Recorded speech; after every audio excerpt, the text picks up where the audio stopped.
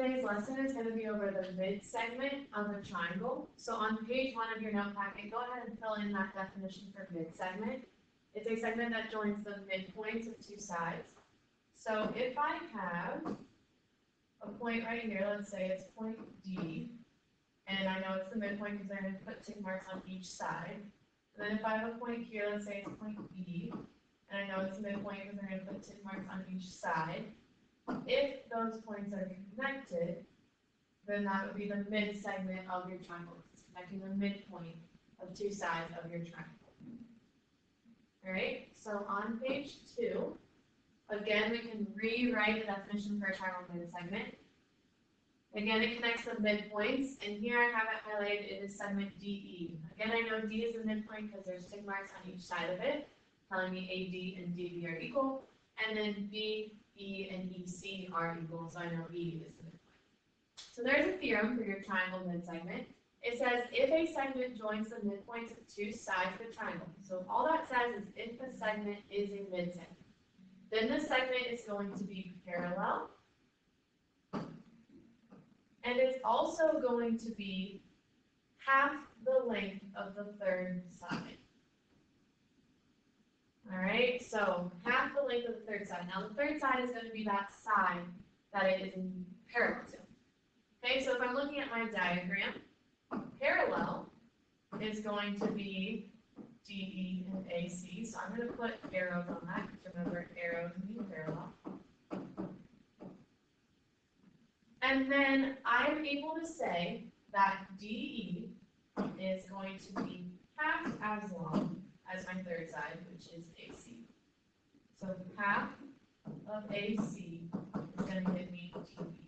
Or I could say, if I don't like that fraction, I could say that AC is equal to 2 of my DEs. So the parallel and then this relationship between my mid-segment and my third side is going to be what we're going to work through today. So looking at the first one, I just want to identify all of my parallel sides. So looking at my diagram, QR would run parallel to WY. So QR parallel to WY. They'll never intersect. QS is going to be parallel to XY. So QS parallel to XY. And then finally, we will have RS parallel to XW.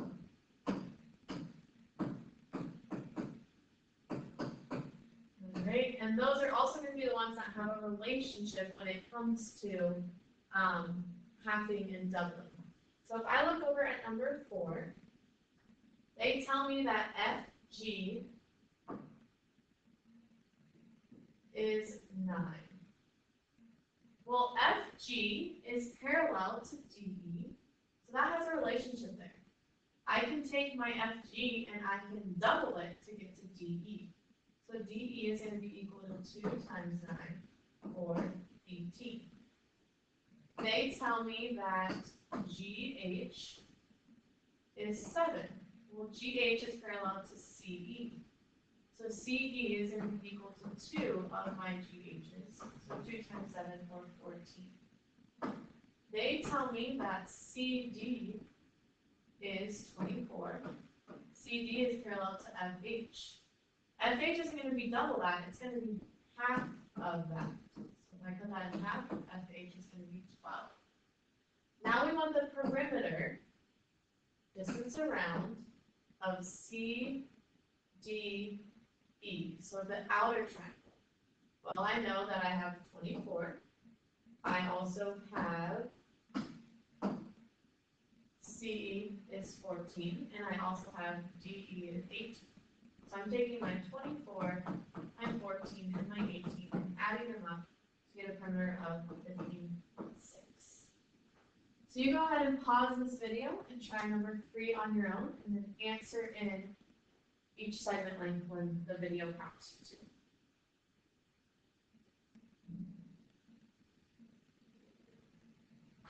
All right, go ahead and turn the page and go to page 3. We're actually going to jump down to number 9. So on number 9, they tell us that M, N, and O are all going to be midpoints because they tell us that I have midsegments with M, N, and O, M, N, N, O, and M, O. So those are all midsegments, so I know those are midpoints. Okay, well if I locate where my X is, my X is sitting right here at KL, and right here at MO. What I notice about them is I notice that they are parallel, which means I also have a relationship where I can either cut in half or double. So we can either say that KL is equal to 2 MOs, or we can say that half of KL is equal to MO. Now I kind of like this one better because I don't have to worry about a fraction. So in order to solve for x, I'm going to take my 13x minus 10, my KL, that equal to 2 of my 6x minus 1's, 2 of my MOs. So we're going to distribute.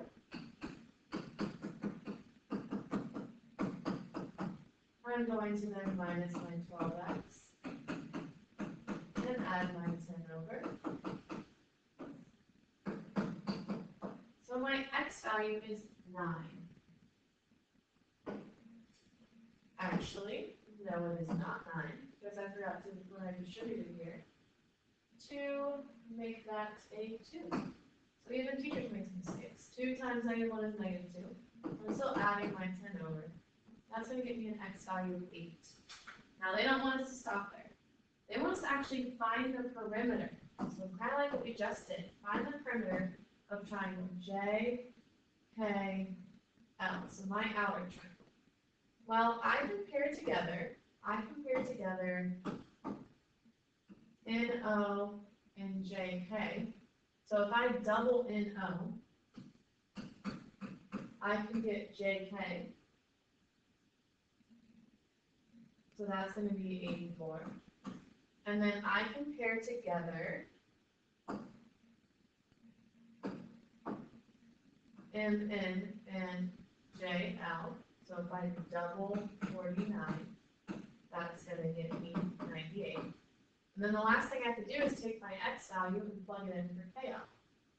So 13 times 8 minus 10, and that's going to get me 94. So my perimeter needs to add all of those up. So I'm looking at my perimeter to be 84 plus 94 plus 98. So my perimeter is going to equal 276. That's what they wanted. We needed our x to get there, and we also needed all 3 of our side lengths to add them up to get my perimeter. So you go ahead and look ahead, pause this video, and do number 8 on your own. And when the video asks you to, please enter in your answer. All right, we are down at numbers 10 and 11 now. So if I'm looking at number 11, it says find the measure of each angle. Well, I know that I have a midsegment because I see my tick marks telling me that this is cutting both of those segments in half. So I know that these two are parallel. That's one of the things they tell me about your midsegment. It's parallel to the third side. So I can jump on a transversal. I'm going to jump on this transversal to start.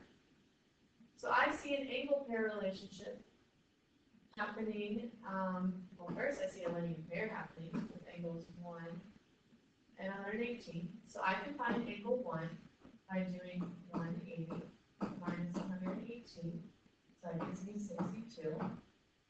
And then I see an angle relationship between angle 1 and angle 5. They'll align the transversal. They'll align the transversal. Those are corresponding angles, which means they're going to be equal. If I slid that blue line down and sat on top of the other one, those angles would be sitting in the same spot. Now I've maxed out this transversal because that 95 I cannot use for my as an angle pair on this transversal. But I know that angle 1 is 62, and I have a 95, and this is a triangle. And I know that inside of a triangle adds up to be 180 degrees. So I could do 180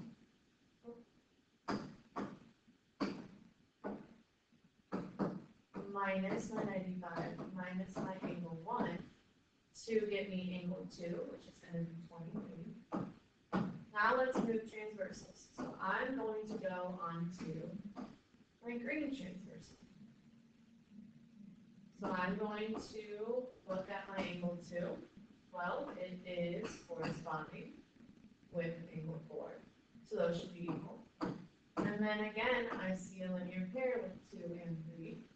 So those are going to be 180 minus 23, which gives us 157. Alright, so you go ahead and pause the video and try number 10 on your own, and enter in your answers when the video prompts you to.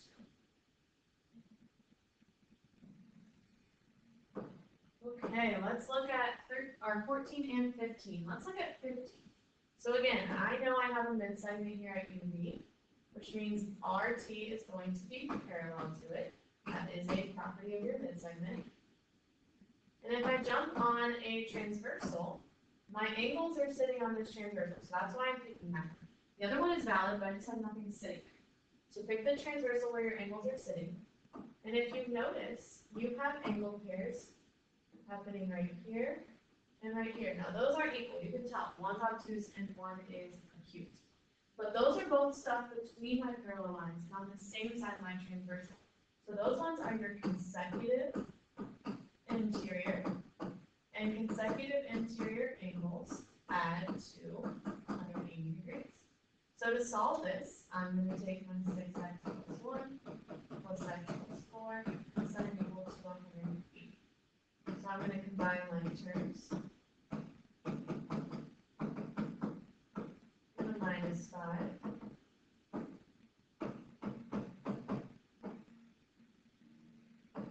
And then I'm going to divide by 7.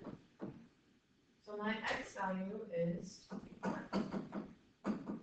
Now, they don't ask for x, I needed it, but they don't ask for it. They ask us to find angle R, T, V. So remember, your middle letter is the most important.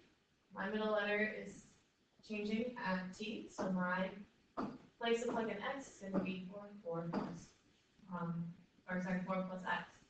So angle R to V will be equal to 25 plus 4. So angle R to V is equal to 29 degrees. Alright, you go ahead and pause the video and try number 14 on your own, and enter in the answer when the video prompts you. Make sure you bring any questions you have to class tomorrow.